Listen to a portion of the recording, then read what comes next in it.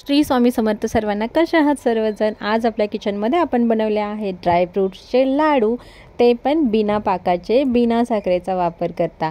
तर हे लाडू आहेत ना, ते डायबिटीसचे लोक पण खाऊ शकतात. एखादा लाडू कधीतरी त्यांच्यासाठी पण चांगला आहे आणि मुलांसाठी तर खूप चांगला आहे. कारण आता पावसाचे दिवस आहेत, तर आपल्या मुलांना व्हायरलपासून वाचवायचं असेल तर असे लाडू बनवून खायला नक्की घाला.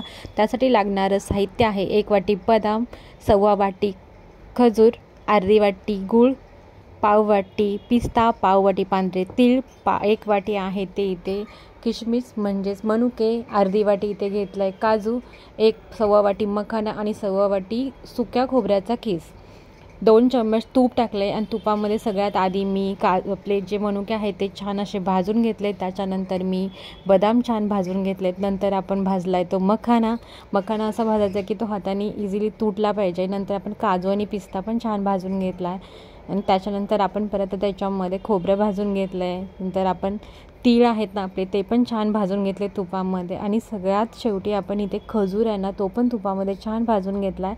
त्याच्यामुळे खजूर आहे ना, तो चांगला असा सॉफ्ट बनतो. आणि सगळे हे जे पदार्थ भाजलेले आहेत ना, ते आपण थंड करून घेतलेत. आणि त्याच्यानंतर मिक्सरमधून पल्स मोडवरती छान असे फिरवून घेतलेत. आणि एका भांड्यामध्ये सगळं मिश्रण आहे ते आपण मिक्सरमधून फिरवलेलं एकत्र करून घेणार आहोत. तर इथे बघा, मी सगळे हे जे पदार्थ आहेत ना सगळे फिरवून घेतलेत. फक्त मी तीळ आहेत ना ते याच्यामध्ये फिरवले नाहीत मिक्सरमध्ये. बाकी सगळ्यांना मिक्सरमधून पल्स मोडवरती फिरवून घेतले. पल्स मोडवरती फिरवलं ना की जे आपलं टेक्स्चर आहे ना ते लाडूचं, ते मस्त असं थोडं मोठं राहतं, म्हणजे भरडं राहतं. आणि त्यामुळे लाडू आहेत ना खूपच असे टेस्टी लागतात. एकदम फाईन टेक्स्चर नाही ठेवायचं ड्रायफ्रूटच्या लाडूचं, ते थोडंसं भरडच ठेवायचं, त्यामुळे खायला पण छान लागतात. तर इथे आता आपण ना जे आपले खजूर होता तो पण मिक्सरमधून बारीक करून घेतला होता, तो पण आता मी इथे टाकून घेतला आहे.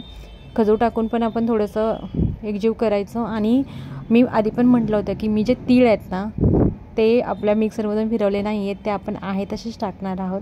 कारण तीळ जेव्हा दाताखाली येतात ना खायला, तर त्याची टेस्ट खूप छान लागते. मी ॲक्च्युली पाववाटी घेतले होते, पण तुम्ही जास्त पण वापरू शकता. कारण ज्यांना गुडघ्याचा वगैरे त्रास असतो ना, कॅल्शियमची डेफिशियन्सी, त्यांच्यासाठी खूप चांगले असतात. आणि गूळ मी अर्धी वाटी घेतला आहे, पण मी पाववाटीपेक्षा कमी गूळ वापरला आहे.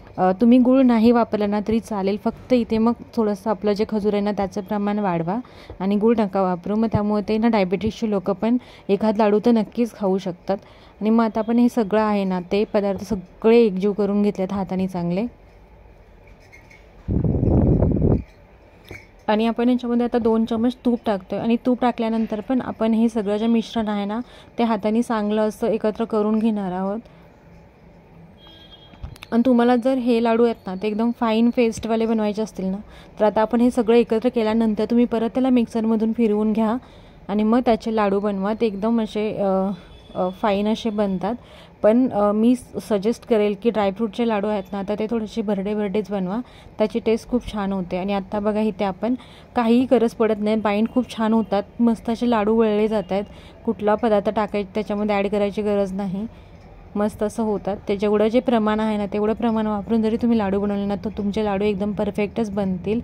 आणि हे लाडूची रेसिपी आहे ना तुम्हाला आवडली असेल तर मला नक्की सांगा. आणि मी खरं सांगते, तुम्ही लोक व्हिडिओ बघत असाल पण कमेंट मात्र कोणीच करत नाही.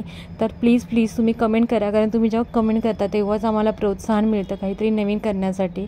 तर हे असे लाडू तुम्ही पण एकदा नक्की बनवून बघा.